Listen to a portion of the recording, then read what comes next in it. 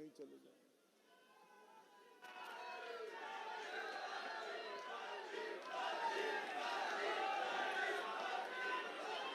यहाँ भी ऐसे जगह ही नहीं है।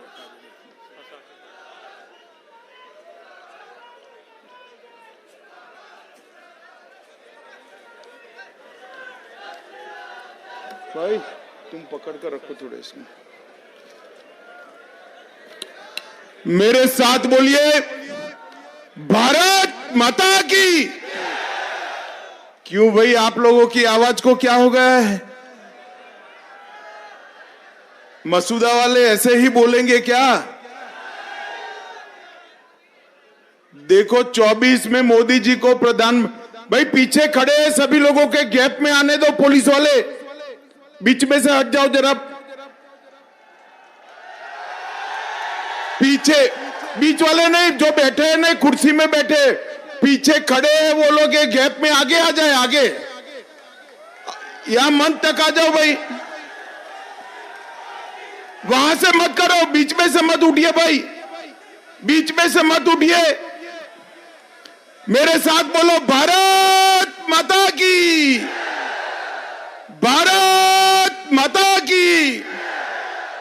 मंच पर उपस्थित हमारे जिला अध्यक्ष श्री देवी शंकर भूतड़ा जी, श्रीमती अनीता मेवाड़ा जी, श्री पवन जैन जी, श्री नवीन शर्मा जी, आज जिनको जिताने के लिए मैं यहां आया हूं, ऐसे मेरे प्रत्याशी श्री वीरेंद्र सिंह मनावत जी, और आज ये विराट सभा में जहां तक नजर पड़े मुंड ही मुंड दिखाई पड़ रहे हैं। आए हुए मसूदा के प्यारे भाइयों बहनों माताओं और मेरे जिगर के टुकड़े जैसे युवा मित्रों, आप सभी को नमस्कार। माताओं भाइयों बहनों, आने वाले चुनाव के प्रचार के लिए मैं आया हूं। सबसे पहले श्री देव नारायण भगवान, श्री तेजाजी महाराज, बाबूजी महाराज और जैन संत पन्नालाल जी को प्रणाम कर कर मेरी बात की शुरुआत करता हूं। माताओं भाइयों बहनों, मैं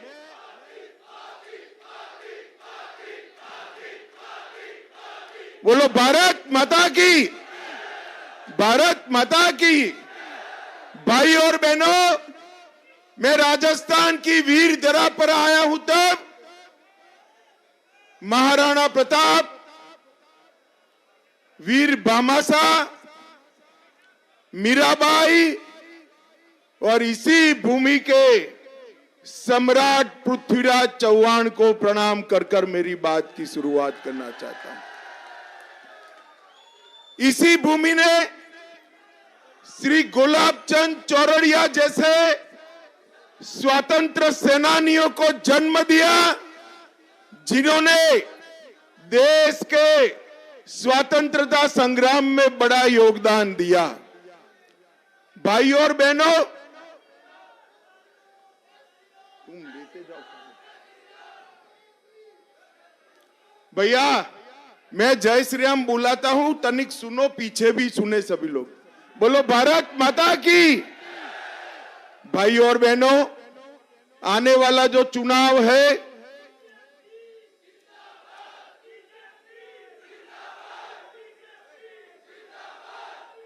बैठ जाओ भाई, आप बैठ जाओ, आप अरे बैठ जाओ ना, तुम बैठ जाओ।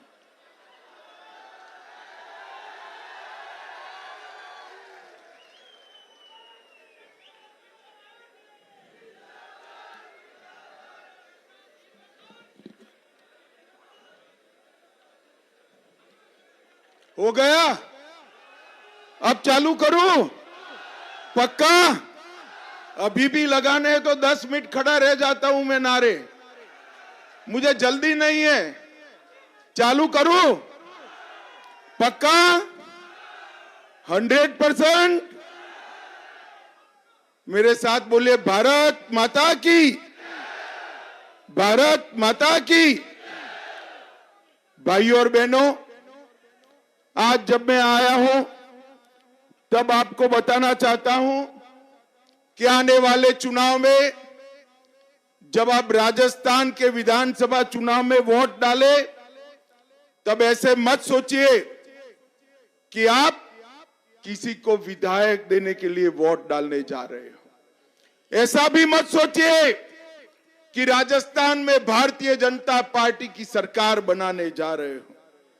भाई और बहनों, आपका एक वोट राजस्थान और देश को खुशहाल करने के लिए आपका एक वोट है। आपका एक वोट नरेंद्र मोदी के नेतृत्व में डबल इंजन की सरकार बनाने के लिए वोट है।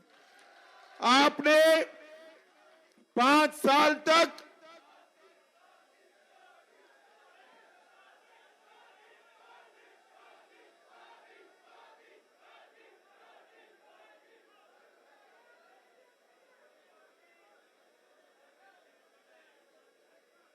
आपने 5 साल तक कांग्रेस की सरकार देखी। मैं आपको कहता हूं, 5 साल में कांग्रेस की सरकार ने सबसे बड़ा कोई कार्यक्रम किया है तो भ्रष्टाचार करने का कार्यक्रम किया है। एक कुछ युवा लाल कलर का शर्ट और जर्सी पहनकर आए। अरे भाई ठीक है, मेरी सभा में तो आ गए। गहलोत साहब की सभा में मत जाना, न तो आजकल जैसे बैल लाल कलर को देखकर, सांड लाल कलर को देखकर दौड़ता है, ऐसे गहलोत साहब होते हैं। आपको मालूम है क्यों होता है ऐसा? जरा जोर से बोलो, क्यों होता है? क्यों होता है? लाल डायरी में क्या है? लाल डायरी में क्या है? गहलोत साहब का कच्चा चिट्ठा है। हजारों करोड़ के भ्रष्टाचार का हिसाब ये लाल डायरी में है। मैं आज राजस्थान की, अजमेर की, पृथ्वीराज चौहान की इस भूमि पर कहना चाहता हूं, राजस्थान में आजादी से अब तक जितनी सरकारों ने टोटल भ्रष्टाचार नहीं किया होगा, इतना गहलोत ने 5 साल में करने का काम किया है। 5 साल के अंदर खनन विभाग में 66,000 करोड़ का घोटाला किया। खनन के पट्टे देने में और 1,000 करोड़ का घोटाला किया। उदय सागर झील में 2,000 करोड़ का घोटाला किया। प्रतापगढ़ में लाइमस्टोन की खदान देने में 1,000 करोड़ का घोटाला किया। इनके सचिवालय में, सेक्रेटेरिएट में सचिवों के कमरे से, अलमारी से 2 करोड़ रुपया और किलो में कुछ सोना मिलता है, किलो में। शर्म करो गहलोत जी। और फिर भी आज आप किसी की जांच नहीं कर रहे हो। काली सिंध बांध के नाम पर 250 करोड़ का घोटाला किया और मोदी जी गेहूं, बाजरा, चावल बेचते हैं, वो राशन में भी 1,000 करोड़ रुपया ये कांग्रेस सरकार खा गई। भाइयों और बहनों, 1,000 करोड़। जो गरीबों का राशन नहीं छोड़ते हैं, वो राजस्थान का भला कर सकते हैं क्या? जोर से बोलिए, कर सकते हैं? जिनके शासन में अवैध खनन रोकने के लिए किसी संत को आत्मदाह करना पड़े, ये राजस्थान का भला कर सकते हैं क्या? ये राजस्थान का भला नहीं कर सकते। उखाड़ कर फेंक दो अशोक गहलोत सरकार को और मोदी जी के नेतृत्व में एक डबल इंजन की सरकार चलाओ। भाइयों और बहनों, ये अशोक गहलोत सरकार ने एटीएम चलाया। एटीएम जानते हो ना युवाओं? एटीएम में क्या होता है? कार्ड डालो तो पैसा निकलता है। इन्होंने पूरे राजस्थान को एक कांग्रेस पार्टी का एटीएम बना कर रखा है। कांग्रेस पार्टी को जब भी पैसा चाहिए, उनके नेता दिल्ली से आकर काट डालते हैं और पैसा निकाल कर ले जाते हैं। इसके साथ साथ अपराध, तुष्टीकरण और महिला और दलितों के अत्याचार में भी ये राजस्थान पहले नंबर पर रहा है। मित्रों, आज राजस्थान भ्रष्टाचार में नंबर 1 है। मेरे साथ बोलना, आज राजस्थान भ्रष्टाचार में, महिलाओं पर अपराध में, महिलाओं पर दुष्कर्म में, साइबर क्राइम में, बिजली की दरों में, पेट्रोल और डीजल के दाम में, महंगाई के इंडेक्स में, पेपर लीक में और मंडी टैक्स में भी राजस्थान नंबर 1 है। भाई और बहनों, माताओं, ये अशोक गहलोत की सरकार ने राजस्थान के लोगों का जीना हराम कर रखा है।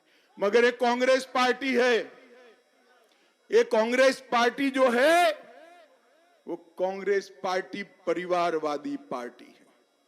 यहां अशोक गहलोत वैभव गहलोत को लॉन्च करना चाहते हैं और वहां केंद्र में सोनिया गांधी, राहुल गांधी को लॉन्च करना चाहती है। मगर मैं कांग्रेस वालों को कहना चाहता हूं कि लॉन्चिंग पैड जो है ना, आपका खराब हो गया है। ये राहुल बाबा को 15-15 साल से लॉन्च कर रहे हो, मगर रॉकेट वापिस ही आता है, उड़ता ही नहीं है। इनका लॉन्चिंग पैड खत्म हो गया है। और इसी तरह वैभव गहलोत भी जोधपुर में चुनाव लड़ाए, उन्होंने फिर से एक बार वापिस आ गए। और मैं बताना चाहता हूं इनको कि आपने भर्ती में इतने घोटाले किए हैं कि आपकी भर्ती इस बार विधानसभा में राजस्थान की जनता नहीं करने वाली है। कमल फूल जिसके हाथ में है, उसको विधानसभा में एंट्री मिलने वाली है। भाई और बहनों, एक 5 साल में जितने पेपर लीक हुए हैं, राजस्थान के 1,40,00,000 युवाओं का जीवन एक गहलोत सरकार ने बर्बाद किया है। कांस्टेबल की भर्ती का पेपर, मेरे साथ बोलना, कांस्टेबल की भर्ती का पेपर लीक हो गया। हाई कोर्ट एलसीडी की भर्ती का पेपर, एसआई भर्ती का पेपर, चिकित्सा अधिकारी का पेपर, जेईएन सिविल डिग्री का पेपर, रीट लेवल 2 का पेपर, वन रक्षक की भर्ती का पेपर, बिजली विभाग के टेक्नीशियन की भर्ती का पेपर भी लीक हो गया। अब मुझे बताओ, जिन्होंने इतना भ्रष्टाचार किया, जिन्होंने इतने पेपर लीक कराए, वो राजस्थान के युवाओं का भला कर सकते हैं क्या? कर सकते हैं क्या? और मित्रों, मैं आज कह कर जाता हूं, गहलोत साहब, अभी भी समय है, स्थान नक्की कर दो, सार्वजनिक मंच। मेरे युवा मोर्चा का कार्यकर्ता आपके साथ चर्चा करने के लिए तैयार है। एक गहलोत सरकार के राज में पूरे देश भर में माताएं बहनें अगर कहीं सबसे ज्यादा असुरक्षित है तो राजस्थान में है। इनके राज में माताएं सुरक्षित नहीं है। इनके राज में संत भी सुरक्षित नहीं है। और इनके राज में कन्हैया लाल को भी निहाल कर दिया जाता है। ये गहलोत सरकार ने वोट बैंक की राजनीति में राजस्थान में सभी सीमाएं लांघ दी। जिस प्रकार से उदयपुर में उदयपुर में कन्हैयालाल तेली की दिन दहाड़े हत्या की, इनका मुंह से एक लफ्ज नहीं निकला। कितने कौमी दंगे हुए गहलोत जी, जवाब दीजिए राजस्थान की जनता को। 2019 में टोंक में दंगा हुआ, 20 में डूंगरपुर में, 21 में बारा में, 21 में झालावाड़ में, 22 में करौली में, 22 में जोधपुर में, और समग्र राज्य के अंदर छबड़ा, भीलवाड़ा, करौली, जोधपुर, चित्तौड़गढ़, नौहर, मेवाड़, मालपुर और जयपुर दंगों से प्रदेश को ग्रस्त करने का काम अशोक गहलोत ने किया है। और वोट बैंक की लालच में किसी पर कदम नहीं उठाते हैं। पीएफआई वाले देश भर में चुपचाप बैठे रहते हैं, देश भर में किसी की हिम्मत नहीं है बाहर निकलने की, और कोटा में वो रैली निकालने की हिम्मत करते हैं। भाइयों और बहनों, रैली निकालने की। चित्तौड़गढ़ में रतन सोनी की हत्या हुई और बाद में वहां पर हिंदू त्योहारों पर 144 की धारा लगा दी। अलवल में 300 साल पुराना शिव मंदिर तोड़ा। झालावाड़ में कृष्णा वाल्मीकि को रोड पर पीट पीट कर मार दिया। और भगवान श्री कृष्ण की क्रीड़ा स्टडी में भरतपुर में पूज्य संत विजयदास जी ने आत्मदाह करा, मगर गहलोत के पेट का पानी भी नहीं हिलता है। माताओं, भाइयों, बहनों, सलासर में राम दरबार पर बुलडोजर घुमाने का काम ये कांग्रेस पार्टी की सरकार ने किया है। अगर कांग्रेस सत्ता में वापिस आती है तो अजमेर वालों समझ के चलना, पीएफआई जैसे संगठनों को खुली छूट मिल जाएगी। हमारा राजस्थान सुरक्षित नहीं रह पाएगा। मुझे बताओ, पीएफआई चाहिए क्या? कौमी दंगे चाहिए? ये गहलोत सरकार बंद कर सकती है क्या? जोर से बोलो, कर सकती है क्या?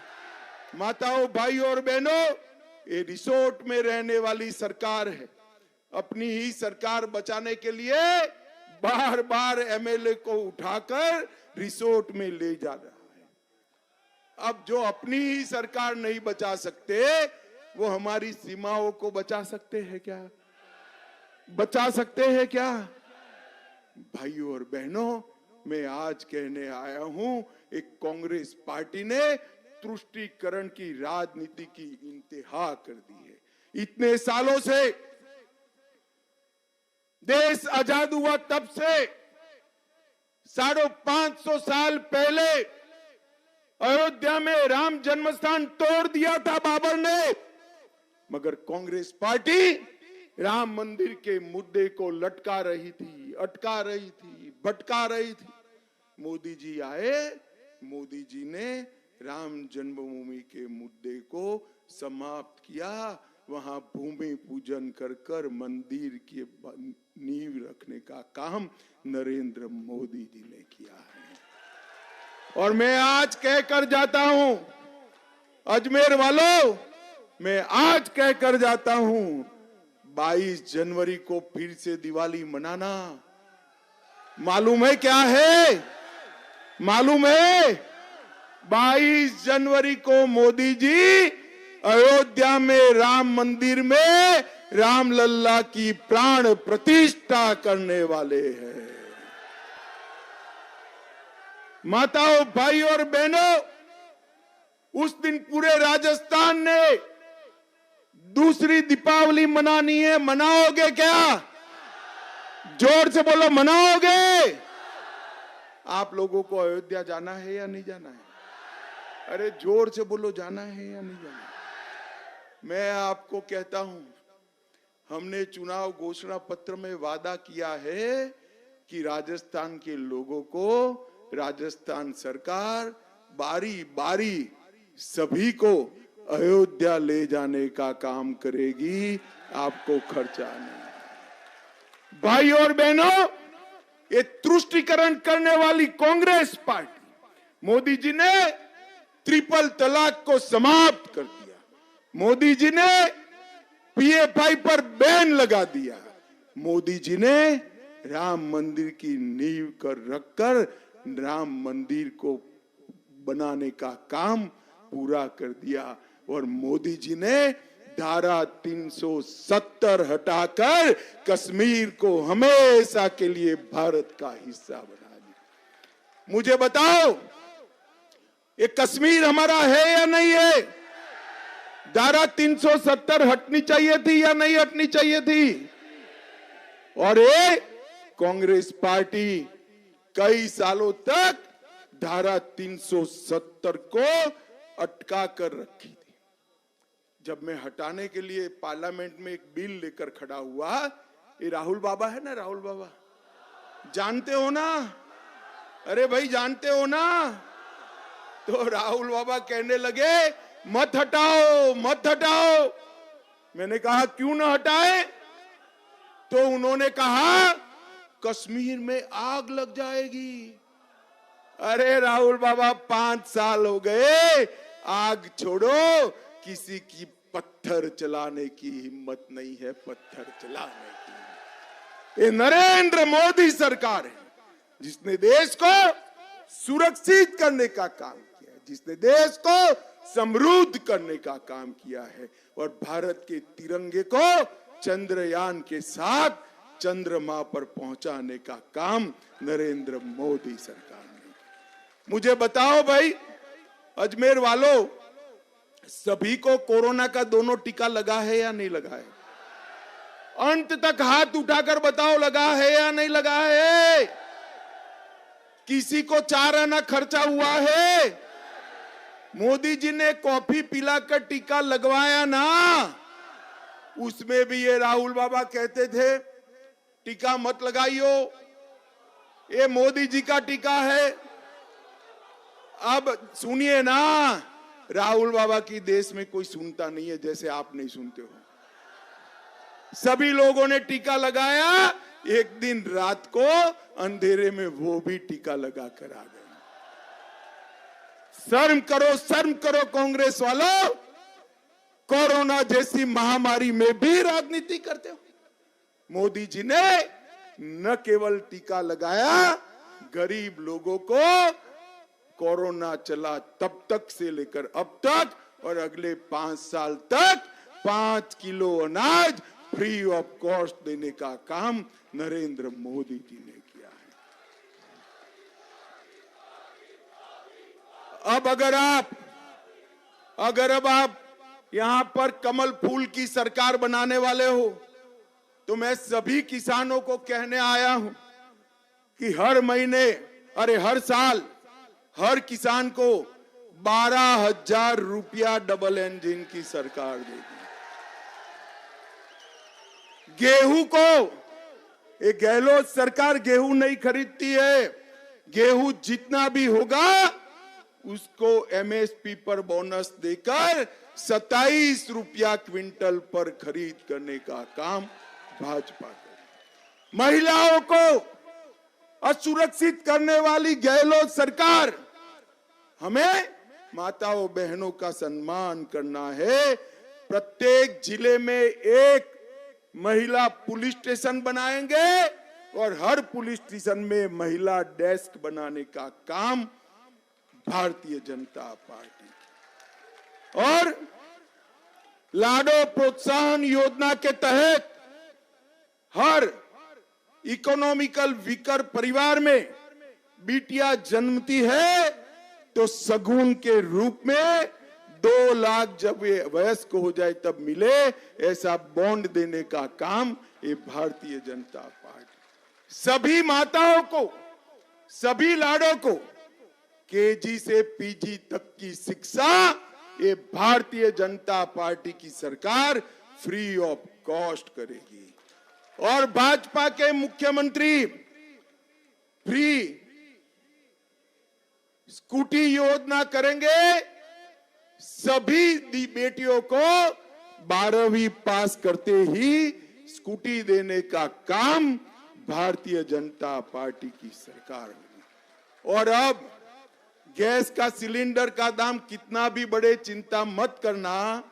5 साल तक, अगले 5 साल तक गैस का सिलेंडर 450 रुपये में भाजपा सरकार देने का काम करेगी। माताओं, भाइयों, बहनों, एक गहलोत सरकार को मैं पूछना चाहता हूं, केंद्र में आपकी सरकार थी, सोनिया मनमोहन की सरकार थी, आपने राजस्थान के लिए क्या किया?